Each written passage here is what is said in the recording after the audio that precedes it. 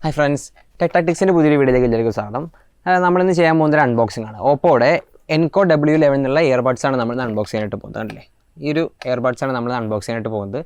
We will see specifications in the video. So, we will video.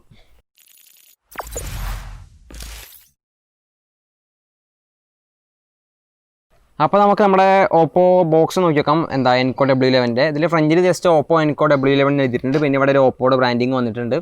Back in the Bluetooth connectivity, battery life, I mentioned the box in the back. We have box in the box is on the earbuds and the charging case in the earbuds. And first, we will see the back in the box. പിന്നെ നമുക്ക് നോക്കുകയാണെങ്കിൽ കാണാൻ പറ്റുന്നത് ഒരു instruction മാനുവലും warranty card അങ്ങനത്തെ കുറച്ച് paper work ഉണ്ട്. അതിന് കുറച്ച് വാറണ്ടി കാർഡും അതിൻ്റെ ഇൻസ്ട്രക്ഷൻ മാനുവൽ ആ ലെവലിൽ ക്വിക്ക് സ്റ്റാർട്ട് ഗൈഡൊക്കെ വന്നിട്ടുള്ള കുറച്ച് പേപ്പറുകൾ ഇതിൽ വരുന്നുണ്ട്. പിന്നെ നോക്കുകയാണെങ്കിൽ തുറന്ന് നോക്കുമ്പോൾ കാണുന്നത്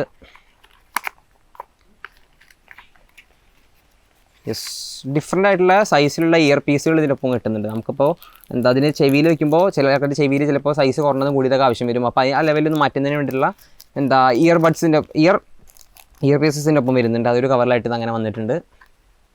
പിന്നെ നോക്കുകയാണെങ്കിൽ തൊട്ടപ്പുറത്തൊരു ഇതിൽ എന്താണ് ഇതിൻ്റെ ചാർജിങ് കേസ് ചാർജ് ചെയ്യാൻ വേണ്ടിയിട്ടുള്ള USB-C ടൈപ്പ് കേബിൾ ഇതിൻ്റെ ഒപ്പം വന്നിട്ടുണ്ട്. മൈക്രോ അല്ല, USB-C ടൈപ്പാണ് ഇതിൻ്റെ ഒപ്പം വന്നിട്ടുള്ളത്. അല്ല, ഇതിൽ ചാർജിങ് കേസിന് വേണ്ടിയിട്ട് കണക്ട് ചെയ്യുന്നുണ്ട്. ഇതിൻ്റെ ബാക്ക് സൈഡിലാണ് നമ്മൾ USB-C ടൈപ്പ് കണക്ട് ചെയ്ത് തന്നിട്ടുണ്ടല്ലേ, അങ്ങനെ വെച്ചിട്ട് ചാർജ് ചെയ്യുന്നതിനുള്ളൊരു കേബിൾ ഇതിൻ്റെ ഒപ്പം വന്നിട്ടുണ്ട്. അപ്പോൾ അത്രയാണ് ഈ ഒരു ബോക്സിൽ ഇതിൻ്റെ ഒപ്പം വന്നിട്ടുള്ളത്. അപ്പോൾ നമുക്കിതിൻ്റെ കൂടുതൽ സ്പെസിഫിക്കേഷനിലേക്ക് കിടക്കാം. അപ്പോൾ നമ്മളിതിൻ്റെ സ്പെസിഫിക്കേഷനിലേക്ക് കിടക്കുമ്പോൾ നമ്മൾ ബാറ്ററി ലൈഫിനെ കുറിച്ചാണ് ആദ്യം നോക്കുന്നത്. ബാറ്ററി ലൈഫ് നോക്കുകയാണെങ്കിൽ ഈ ഒരു ഇയർബഡ്സിന് നമുക്ക് കിട്ടുന്നത് 40 mAh ബാറ്ററിയാണ് ഈ രണ്ട് ഇയർബഡ്സിലായിട്ട് കിട്ടുന്നത്. ക്യാപ്സ്യൂളിലാണെങ്കിൽ ക്യാപ്സ്യൂളല്ല, ഈ ചാർജിങ് കേസ് നോക്കുകയാണെങ്കിൽ അതിൽ ഏകദേശത്താണ് ഒരു 440 mAh ഒരു ബാറ്ററിയാണ് ഈ ഒരു ചാർജിങ് കേസിൽ ഇതിൻ്റെ ഇപ്പോൾ വന്നിട്ടുള്ളത്. ഈ ഇയർബഡ്സിൽ 40 mAh, ഇതിൽ 400 mAh. അപ്പോൾ ഇയർബഡ്സ് വിത്തൗട്ട് ചാർജിങ് കേസ് നോക്കുകയാണെങ്കിൽ 5 hours വരെ ബാറ്ററി ബാക്കപ്പ് കിട്ടുന്നുണ്ട്.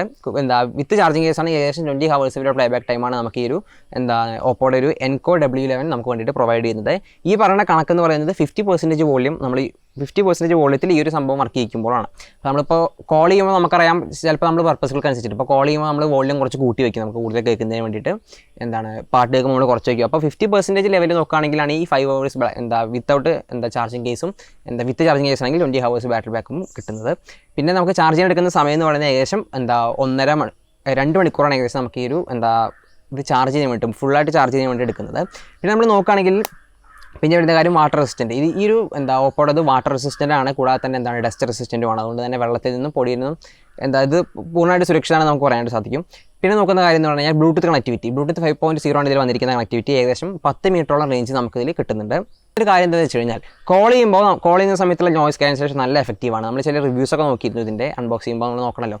അപ്പോൾ അതിൻ്റെ റിവ്യൂസ് നോക്കി മനസ്സിലായത് കോൾ ചെയ്യുന്ന സമയത്തുള്ള നോയ്സ് ക്യാൻസലേഷൻ വളരെ എഫക്റ്റീവാണെന്നാണ് നമുക്ക് നോക്കിയപ്പോൾ മനസ്സിലാക്കാനായിട്ട് കഴിഞ്ഞത്. ചെറിയ ലാഗ് അനുഭവപ്പെട്ടെങ്കിലും കോൾ ചെയ്യുന്ന സമയത്ത് പെർഫെക്റ്റ് ആണ്. ഈ ഒരു ഇയർബഡ്സ് നമുക്ക് പെർഫെക്റ്റ് ആയിട്ട് യൂസ് ചെയ്യാൻ പറ്റും. കോളിങ്ങിനൊക്കെ ആ ഒരു പർപ്പസിലൊക്കെ ആണെങ്കിൽ ഒരു പ്രശ്നമില്ലാതെ യൂസ് ചെയ്യാം. ഗെയിമിങ്ങിന് കുറച്ച് സ്ലോ ആണ് മറ്റ് പർപ്പസുകൾക്ക് വേണ്ടിയിട്ട് നോക്കുമ്പോൾ. സാധാരണ ബ്ലൂടൂത്ത് ഡിവൈസുകൾക്കുള്ള പ്രശ്നം തന്നെയാണ്. അപ്പോൾ അങ്ങനെ നോക്കുമ്പോൾ അങ്ങനെയാണ് പിന്നെ ഒരു മനസ്സിലായ കാര്യം. നോക്കുന്ന കാര്യം എന്താ വെച്ചാൽ ഒരു തവണ നമ്മൾ ഫോണിട്ട് പെയർ ചെയ്ത് കഴിഞ്ഞാൽ ഓട്ടോമാറ്റിക്കായിട്ട് നമ്മുടെ ഫോൺ നിയർ ബൈ അതിൻ്റെ അടുത്ത് വരുമ്പോൾ ഓട്ടോമാറ്റിക്കായിട്ട് കണക്ട് ചെയ്യും. സാധാരണ ബ്ലൂടൂത്ത് ഡിവൈസിലുള്ള പോലെ തന്നെ ഓട്ടോമാറ്റിക്കായിട്ടുള്ള കണക്ടിവിറ്റി ഈ ഒരു ഓപ്പോടത് നമുക്ക് വേണ്ടി പ്രൊവൈഡ് ചെയ്യുന്നുണ്ട്.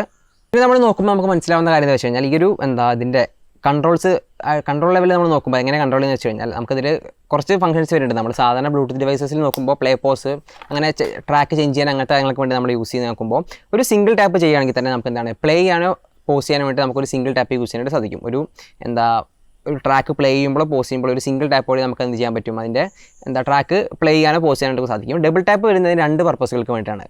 നമുക്ക് ട്രാക്ക് ചേഞ്ച് ചെയ്യാൻ വേണ്ടി കേൾക്കുന്ന പാട്ട് അല്ലെങ്കിൽ ഇതിലൊരു വീഡിയോ ചേഞ്ച് ചെയ്യാൻ വേണ്ടി ട്രാക്ക് ചേഞ്ച് ചെയ്യുന്നതിന് വേണ്ടിയിട്ടും പിന്നെ കോൾ ആൻസർ ചെയ്യുന്നതിനും കട്ട് ചെയ്യുന്നതിനും വേണ്ടിയിട്ടാണ് നമുക്ക് ഡബിൾ ടാപ്പ് ഇതിൽ വരുന്നത്. ടച്ചാണിത്, ബട്ടണൊന്നുമല്ല ഡബിൾ ടാപ്പ് ചെയ്യുന്നത്.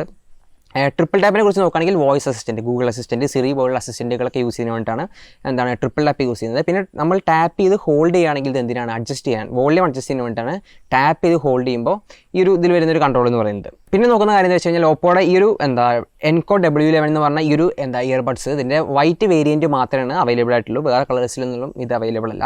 അപ്പോൾ നമ്മളിതിൻ്റെ ഓവറോൾ നമ്മളിതിൽ ജസ്റ്റ് അൺബോക്സ് ചെയ്തിട്ടുള്ളൂ, നമ്മളിത് കാര്യമായിട്ട് യൂസ് ചെയ്ത് നോക്കിയിട്ടൊന്നുമില്ല, എന്നാലും ജസ്റ്റ് ഇതിൻ്റെ ഒരു കൺട്രോൾസിനെ കുറിച്ചിട്ട് ഒരു ഐഡിയ കിട്ടി. പിന്നെ നമ്മൾ ചില റിവ്യൂസ് നോക്കിയപ്പോൾ മനസ്സിലായെന്ന് വെച്ച് കഴിഞ്ഞാൽ കോളിംഗ് ആണ്, നമ്മൾ നേരത്തെ മെൻഷൻ ചെയ്ത പോലെ തന്നെ കോളിങ്ങിനൊക്കെയാണ് ഏറ്റവും ബെസ്റ്റായിട്ട് ഈ ഒരു ഇയർബഡ്സ് നമുക്ക് യൂസ് ചെയ്യാനായിട്ട് സാധിക്കുക. കോളിങ്ങിന് നല്ല ബെസ്റ്റാണ്, ഗെയിമിങ്ങിനൊക്കെ ചെറിയൊരു ലാഗുകളായിട്ട് കാണാനായിട്ട് സാധിച്ചു. എന്നാലും ബാറ്ററി ലൈഫൊക്കെ അത്യാവശ്യം നല്ലതാണ് കേട്ടോ, അത്യാവശ്യം നല്ല ബാറ്ററി ലൈഫ് തന്നെ കിട്ടുന്നുണ്ടാണ് നമുക്ക് നോക്കിയപ്പോൾ മനസ്സിലായത്. അപ്പോൾ കണ്ടാൽ തന്നെ അറിയാം സാധനം നല്ല കോമ്പാക്റ്റ് ആണ്, നല്ല ലൈറ്റ് വെയിറ്റ് ആണെന്നൊക്കെ നമുക്ക് കണ്ടപ്പോൾ തന്നെ മനസ്സിലായി. കൊള്ളാം എന്തായാലും സാധനം. യൂസ് ചെയ്ത് നോക്കി, ചെറുതായിട്ടൊന്ന് യൂസ് ചെയ്ത് നോക്കി, അപ്പോൾ വലിയ പ്രശ്നമില്ല, നല്ല കിടിലൻ സൗണ്ട് ക്വാളിറ്റിയാണ്, നല്ല നോയ്സ് ക്യാൻസലേഷൻ നല്ല എഫക്റ്റീവാണ് കോൾ ചെയ്യുമ്പോഴൊക്കെ, അത് ഞങ്ങൾക്ക് ശരിക്കും മനസ്സിലായ കാര്യം തന്നെയാണ്. അപ്പോൾ എന്താ പറയുക, പിന്നെ ഇതിൻ്റെ പ്രൈസ് റേഞ്ചിനെ കുറിച്ച് നോക്കുമ്പോൾ, പ്രൈസിങ്ങിനെ കുറിച്ച് നോക്കുമ്പോൾ ഫ്ലിപ്കാർട്ടിൽ ഇതിൻ്റെ വില വരുന്നത് 1999 രൂപയാണ് ഇതിൻ്റെ ഈ ഒരു Oppo Enco W11 ഒരു വിലയായിട്ട് ഫ്ലിപ്കാർട്ടിൽ വന്നിട്ടുള്ളത്. അപ്പോൾ നമ്മൾ ഇന്ന് ചെയ്തത് ഓപ്പോയുടെ Enco W11 എന്ന് പറഞ്ഞ എയർബഡ്സിൻ്റെ ഒരു അൺബോക്സിംഗ് ആണ്. നമ്മൾ അതിൻ്റെ ചെറിയ സ്പെസിഫിക്കേഷൻ ലെവലൊക്കെ കാര്യങ്ങളൊക്കെ പറഞ്ഞു. അപ്പോൾ അത്രയാണ് ഇത് അതിനെക്കുറിച്ച് പറയാനുള്ളത്, ഇതിൻ്റെ ബാറ്ററി ലൈഫ് അതിൻ്റെ കാര്യങ്ങളൊക്കെ. നമ്മൾ റിവ്യൂ ഒക്കെ നോക്കിയപ്പോൾ നല്ല സാധനമായിട്ട് തോന്നി. കോൾ റിലേറ്റഡ് ആയിട്ടുള്ള കാര്യങ്ങൾ ചെയ്യുന്നവർക്ക് എന്താണ് ബെസ്റ്റ് ആയിട്ടുള്ള ഓപ്ഷൻ തന്നെയാണ് ഈ ഓപ്പോയുടെ Enco W11 എന്ന് പറയുന്നത്. അപ്പോൾ ഇന്നൊക്കെ അത്രയേ ഉള്ളൂ, മറ്റൊരു വീഡിയോ വീണ്ടും കാണാം, അതുവരേക്കും ബൈ.